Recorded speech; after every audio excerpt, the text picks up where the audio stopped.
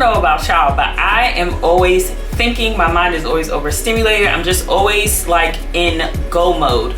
And as a mom of two, a dog mom of two, a wife, I got a mortgage, I work full time, like it's a lot. So these are the ways that I find that have helped me over time to get organized. So I hope it helps you too. Hello loves, welcome to Real Talk with Jen. I'm Jen. Nice to meet you if you've never been here, and to my OGs, what up? So today I wanted to talk to y'all about how I stay organized. I'm finding that like, just as life goes on, we're getting older, blah, blah, blah. It's just always something. People in my life are always asking me like, how do you stay organized and how do you stay on top of things? Because I do, I really try to stay on top of my stuff. Like I make an effort to it. So that's a big part of it too. You do need to make the effort. You can buy 75,000 planners and they will sit and collect dust. You are the one that needs to make the effort to really do these things. But I find that when I do make the effort, it does make my life easier. And so I want to share a few with you. One thing that I do that's helped me a lot is track my bills in a spreadsheet. I initially used to write it down, and I'll show y'all that a little bit later, but I used to write it down. And I found that like I would just be erasing and changing and doing, and it was just too much. So I was like, you know what?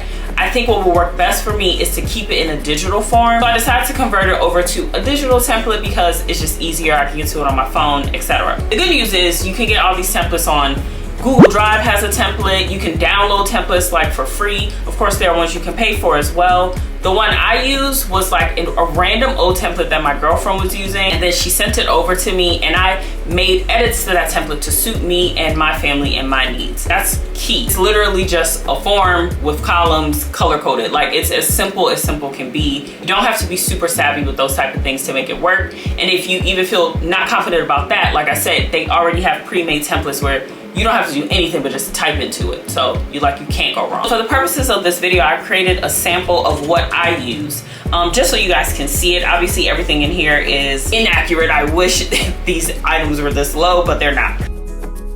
So I put them in order by due date, as you can see. And then at the bottom, what you'll notice is I have my budget. And then from here, I break the budget out by check. So if you get paid on the 1st and the 15th, if you get paid once a month, whatever that looks like for you, this is where you will put it. So this, my budget here, represents holistically all the bills that you pay. Don't forget any. All of them and their due dates in numerical order. From there, you break out the bills so it represents what's due on that first check, what's due on that second check. So going back here to the top, I write down what the check amount is, and if you have a bonus that comes through, a side hustle, maybe your check comes from the IRS from taxes, right? This is where you would add that in, right here in the middle, and it would change the total, right? So that your total income changes. But if there's nothing to put there, obviously you keep it at 0. Then these are all the bills, how much they cost. And then it rolls up to this amount. So this is a formula right here, pretty simple, equal sum. It's like as simple as can be in terms of addition, right? Like, you know, it's not complicated. So all these bills rolled up equal $38.99. The rolling balance that you see here represents how much money you have left. And then I have a section at the bottom where it's just miscellaneous, because I find that in the seasons of life and momhood and all the things, you have things that you pay for at one point that you don't pay for in another point. So for me, that typically looks like summer camp or just those things that come and go, but they are not a part of your regular bills. And then you'll see here I have BNPL. That's what I put for buy now, pay later, baby. Because look, I do some Afterpay and Klarna up in this house, but I'm trying to cut back on that because it's awful. So those things are things that change because I don't do them all the time. It's not something that needs to be in my budget for the full year. So again, that's gonna change per person. And by using that, I've been able to stay really on top of my bills in a way that, like, when any little thing changes, I'm able to add it in. Like a good example is the other day I got a bill from the doctor that I wasn't necessarily expecting, and I just popped it into the bills that were due for that particular check. Again, I wasn't necessarily expecting it, but it was nice to just be able to pop it in, see what that balance was. And that rolling balance will keep you in check, because not only does it show your excess, but it shows your deficiency too. So sometimes that bad boy is in the negatives, and then you know that you need to adjust as needed. So that has been working for me really, really well. Another thing that works really well for me is keeping a family event sheet. I have been slipping on this. I'm not gonna front like I have not been slipping on this. I was really good about it probably like 2022, 2023. But 2024, I started to slip on the family event calendar a little bit. So essentially it is another sheet in Google Drive, right, that I built out so that it would represent all the activities that would be happening in which my tribe of people would be involved. So you can see here that we have it where we have the event, the date, location, no kids allowed, sitter needed, family 1, 2, 3, whatever that looks like for you. Might be 2 families, might be 3, might be 10. Then you share it with the people in the family that you know will keep up with it. Because we know as moms specifically, we do a lot of invisible labor. Like, we're not out there fixing the fences and changing oil, and I'm not saying all moms don't do that, don't come for me. But what I am saying, a lot of us hold a lot of the invisible labor. We're remembering the birthdays, we're remembering the events, remembering the papers that need to be turned into school. All those things are a lot. You're trying to remember, did I do the thing that I said I was gonna do in the morning? Like, I don't have to tell y'all because I know y'all already know. We're all kind of going through that at the same time in different ways. And so I figured if I could put all of those things in one place and then share it, it would be helpful for all of us. So then when my husband has a question about, hey, are we doing that thing, blah, blah, blah, and it's like, did you look at the calendar? Did you look at the event sheet? Or is the so-and-so family coming? I don't know, look at the event sheet. Did they check mark it?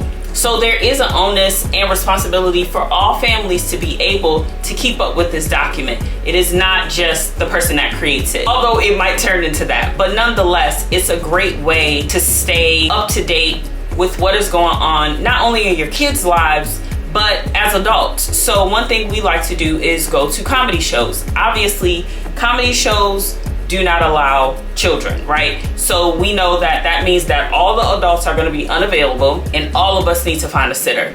Whether that sitter is in one place watching all of our kids at one time, or that means that each of us just needs to find someone to watch our children. At least it allows us to make that decision. So typically this is pretty filled out, and as you can see here at the bottom, I broke it up by month, right? So this is January. Obviously these are just sample fillers so that you could get the idea of what I mean. And then you go in, you check mark it. If you're not going, then you're not check marked. If you need a sitter, so like for February, have it where we're going to the comedy club, no kids allowed, so we know, alert to everybody, hey, get a sitter. This is not a kid-friendly event. And then sometimes a family won't go, they have other plans. Always have an area for notes in the back because not everything is black and white, and sometimes some things just need more context. So I always have a good notes section in basically everything I do. I write a lot. I like to write things down, and I'm finding that is the thing that helps me a lot as well. It's just getting it out of my head.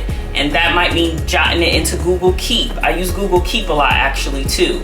Jotting it down into Google Keep, or having like a more proper style, you know, sheet to put things in. I also use pencil to paper too. So let's get into that. I remember one day my sisters were over here, we're just hanging out, chilling or whatever. And then one of them said something about like templates or something. Like she was in her planner and pulled out a sheet and was like, oh yeah, just go on Etsy and like refill it. And I was just like, what? Like, she's like, yeah, you just buy it for like $1, like a sheet. And it's like a to-do list, and I just pop it back in my planner. And my mind was blown. Y'all, I was not aware of Etsy like that. Like, of course I know Etsy. I've ordered from Etsy. But I did not realize people were on there like downloading templates and downloading like one-sheeters and downloading like terms and conditions that someone like writes up, and then you just pop in your info. Like, I did not know that was a thing. So my mind like exploded at that time. I was just like, okay, so I need to create templates. So I actually work with someone on Fiverr to create my own set of templates that I do sell on Etsy. So this is kind of a shameless plug, but also in real life, this does help me a lot. And please know they have like literally thousands of templates. This is just what I use. If you're not into it, fine. But go on Etsy, I'm sure there will be something that you'll be into. And even Canva, I'm sure there's something on there for free that you could probably find to help you with your to-do list and such. But what I use is this home management planner. Like I said, I created it, so it's in my Etsy store, and I'll put the link in the description if you want to poke around my store. For my home management binder, as you can see, it is pretty thick. It's a real binder. It's giving 5th grade for sure, but I don't take this anywhere with me. I leave it at home. I manage it at home. Like, so it's not something I have to carry around and it's like super heavy, weighing me down. I will say though, the good part about it is once you download, it's like 200 something pages, right? But once you download it, it's yours, right? So you can continue to print the pages that you find that you use the most and not print the others, right? So my older sister, she was like, yeah, this is too much for me. It's like overwhelming. So it was just so many pages and it was big and all that. So instead, she printed out the ones that served her and her family well and put it in a little skinny binder, like the little skinny ones instead. So hers is way more manageable in terms of like carrying around if she chooses to, but pretty sure she always keeps it at home as well. So this home management binder is called All of the Things Home Management Binder. I have a planning and to-do list section, a daily planner section, a weekly planner section, monthly planner, a get things done section, so it's very specific to the day of. And then like I had mentioned earlier about expenses, I have an expense tracker here as well, and that was helpful for me initially, and I have been using it honestly for years, but after a while with the fluctuation of the bills and it just became too much for me. So now when I do use it, it's more so for small things, like very small controlled things, and not so much for like all my bills. Just the digital one just works better. Online shopping tracker, that got out of control real quick. I have goals in here. It's specifically called mom goals and top priorities. It's a lot of cool stuff in here. Projects to complete, so that can represent things around the house. A vacation planner here that was very, very helpful for us when we were traveling as a family to Jamaica, as well as an area here. I think I said it already in the beginning. It was a monthly planner for when the kids were in summer school. I had them going to like different camps on different weeks because that's how I had to do it to get them in. And it was a lot. It was a lot. But I was able to literally write out, it probably was the weekly planner, not monthly, write out week by week, like, okay, PJ is going here, Ava is going here this week. Like, it was a lot. And then it also helped my husband out a lot too, so he's able to look into it and know exactly like what is it that he's supposed to be doing or not doing. Something you can kind of thumb through yourself. It is big, it is long. I literally have an area here for blood pressure tracker, child, because look, the way my blood pressure is going, I had to track it, okay? So I found that this binder has been super, super helpful. Like I said, shameless plug, but also it is actually helpful. I literally printed one out and downloaded one for each of my sisters, my sister-in-law, my god sisters, my older sister. Like, we all have it, and we all, I'm sure, use it in very different ways. I always have mine in my arms, walking around with it, asking people like, where's my binder? I need my binder. I'm always writing in it. So check out Etsy. It's a bunch. Like, it's a lot of different variations. Another obvious and kind of easy one is just using my calendar on my phone. I use my Google Calendar for everything. I'm like a lot of moms where it's like, if it's not in my calendar, it doesn't exist. That's me. And I know my cousins are like that too. It's just, if it is not in my calendar, I don't know it's a real thing. And because my family knows I'm like that, they do respect that, and they do try to put things in my calendar because it's just a lot going on. I have work events and all these other things going on, and there are times where you just want to rest and your mind just wants to shut off and you're not thinking about it until you see it on your calendar. I check my calendar every night to see what's going on the next day.